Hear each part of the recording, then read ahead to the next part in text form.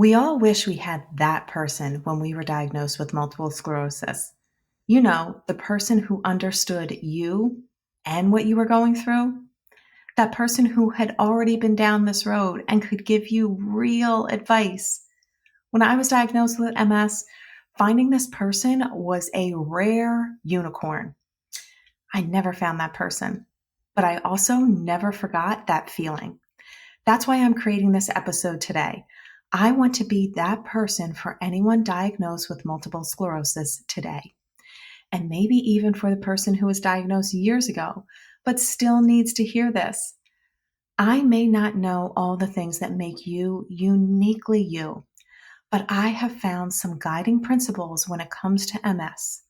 I still remind myself of them daily because I find them to be that helpful. And my hope is that you will too. And my fellow MS sisters, if you want a more personalized approach to creating your MS diet and lifestyle, check out my private coaching program. It includes a comprehensive assessment, personalized strategies, and lifestyle support. Each month, I accept only 3 new clients. So if you are interested, apply now at alenebrennan.com/coach. Now let's dive into today's episode. There are 1 million people diagnosed with multiple sclerosis in the U.S. So that makes you 1 in a million. And you have a special purpose in this world that no diagnosis can take away from you. So if you are ready to reclaim your body, mind, and life from multiple sclerosis, welcome to my MS podcast. I'm your host, Alene Brennan. When you're diagnosed with multiple sclerosis, you don't know where to turn for advice, like real advice. I'm not talking about the medical advice you can get from your doctor. I'm talking about the personal advice from someone who gets it. I started with Google, but of course, every search led to images of worst case scenarios. So I tried a local support group, but I didn't feel like I fit in there. Everyone there was so much worse off than me, and I felt guilty for feeling anything but grateful. And I knew I would eventually get to a place of gratitude, but I wasn't there yet. So I tried online communities, and many of them felt so doom and gloom. I wanted someone that I could relate to, who wouldn't judge me for the crazy thoughts running through my head, and someone who could help point me in the right direction to get my life back on track. It must have been too high of an ask because never found her. And from talking with so many of you, my fellow MS sisters, I know you feel the same way. So I started to think, knowing what I know now, what advice would I give to my newly diagnosed self? 3 things immediately came to mind. So I wanted to share them with you today. My hope is that they will resonate with you too. First up, MS looks different for each person. It's called the snowflake disease for good reason. No 2 people have the same experience with it. I love reminding myself that there are 1 in a million people in the United States alone who are diagnosed with multiple sclerosis. So you and I, we're 1 in a million. And our experience with MS is 1 in a million. Don't assume anything about your future based on someone else's experience. This is my first principle to thriving with MS, and I remind myself of it constantly. Don't assume anything about your future based on someone else's experience. You will have your own experience. And right now, both conventional and functional medicine are advancing in their research with MS. So we have more options now than ever before to manage this disease. And just a side note about conventional versus functional medicine, you don't have to feel pressured to pick one or the other. This is not medical advice by any stretch of the imagination. I do not have a medical background. You don't want medical advice from me. This is just from my heart to yours. If you want to throw everything at this disease, pick the best of both worlds. There are no guarantees with either approach. That's just the reality of it. but you have to decide what makes most sense for you. And don't tell yourself the lie that everyone else has it figured out but you. We are all figuring this out as we are living it out. And whatever you decide, you don't need to share it with anyone else. Your medical decisions are yours and yours alone. But know there is so much that you can do to achieve your best case scenario. So write this principle on a Post-it note and say it every day until it sinks into every cell in your body and you believe it to your core. Don't assume anything about your future based on someone else's experience. The fact that you're listening to this podcast tells me you're someone who wants to be proactive about healing. So that in and of itself sets you apart. Don't assume anything about your future based on someone else's experience. Erase all of the images of those worst case scenarios. Get them out of your mind. Start envisioning your best case scenario and take one step, just one step each day towards reclaiming your body, mind, and life from MS. The next thing I would have told my newly diagnosed self, yes, it's true there is no cure for MS. Food will not cure you. However, food can help you feel better in your body. And personally, that's what I'm after most. I know I have better energy when I eat better. And I want to know that I'm going to have the energy to keep up as a mom of a toddler. I want food that will help me to eliminate the fatigue, brain fog, pain. And it has.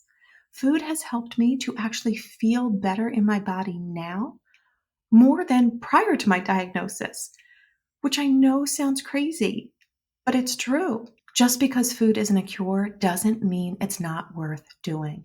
I truly believe food has helped me to remain stable all of these years, and I pray that it continues to do so for decades to come. With food, you have nothing to lose and everything to gain. Choose to make your diagnosis a beginning to a healthier lifestyle. That is my principle number 2. Choose to make your diagnosis a beginning to a healthier lifestyle.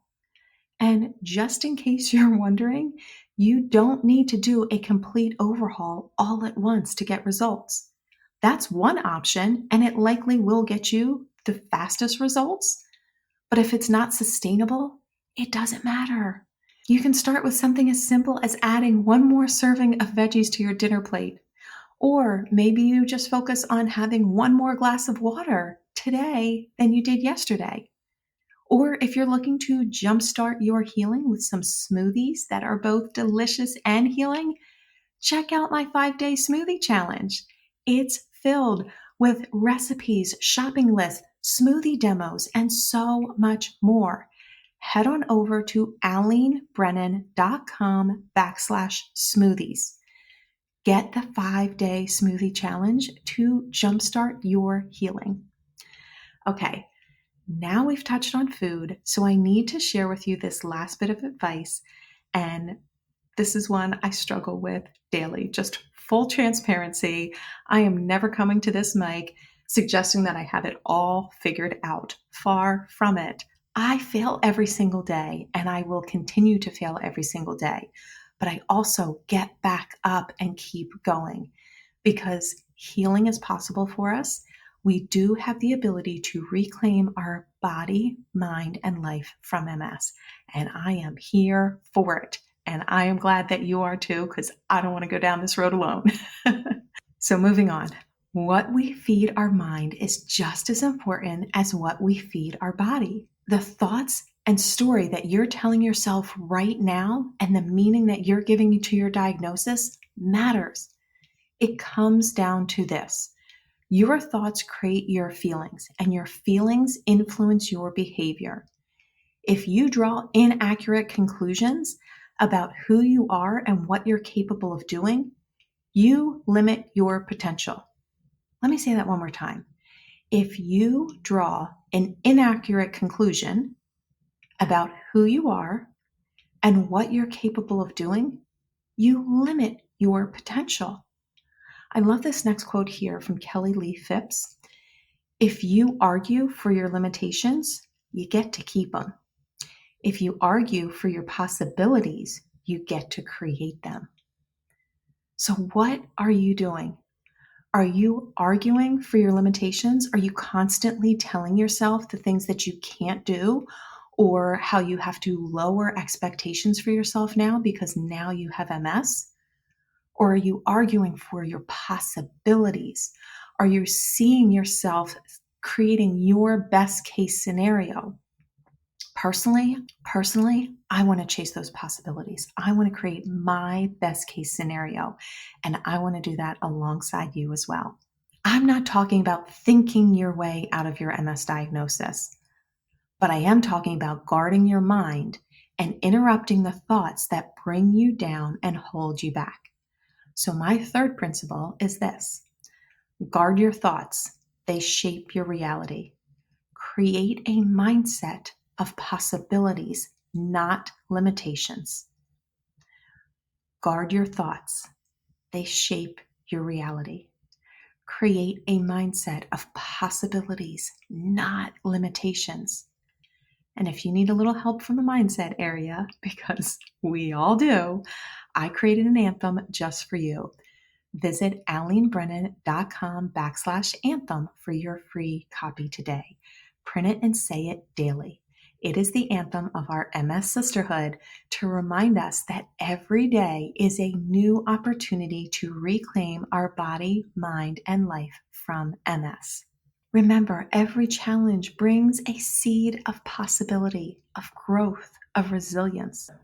Okay, let's wrap with a quick recap of these 3 principles that I wish I could have told my newly diagnosed self, because they can be the foundation to helping you thrive with MS. Number 1, don't assume anything about your future based on someone else's experience. Number 2, choose to make your diagnosis a new beginning to a healthier lifestyle. And number 3, guard your thoughts. They shape your reality. Create a mindset of possibilities, not limitations. My friend, you have this. You can do this. And we're going to do it together. Well, my friend, we've reached the end of this episode.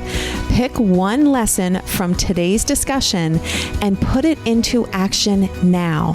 It's time to reclaim your body, mind, and life from multiple sclerosis. And for more resources, events, and programs, head over to alenebrennan.com. See you on the next episode of my MS podcast.